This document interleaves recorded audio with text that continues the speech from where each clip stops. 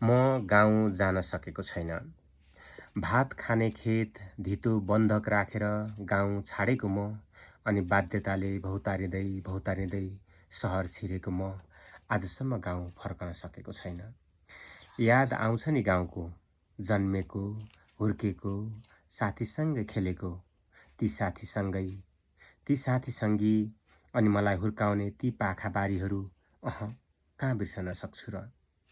इच्छा थियो गाउँ जाउँला, साहु बुझाउँला अनि प्राण अल्झाउने, त्यही घरबारीको धितो बन्धक फुकाउँला, त्यो स्वारा कुलामा कल बगेको पानी समाउँला अनि शीतल अनुभूति गरौँला। तर के गर्ने, आजसम्म ती सबै गर्न पाएकै छैन। साहुको ऋण, त्योभन्दा अझ बढी उनका वचनहरू, कसम भगवान आजसम्म खै किन हो बिर्सनै सकेको छैन। मलाई मन थियो साहुको ऋण चुक्ता गरेर मेरा बन्धक फुकाइदेऊ भन्न, तर ती सबै गर्न अझै सामर्थ्य पुगेको छैन। त्यसैले आमा म गाउँ जान्न, त्यसैले बा आजसम्म गाउँ जानै सकेको छैन। त्यसैले बा आजसम्म गाउँ जानै सकेको छैन।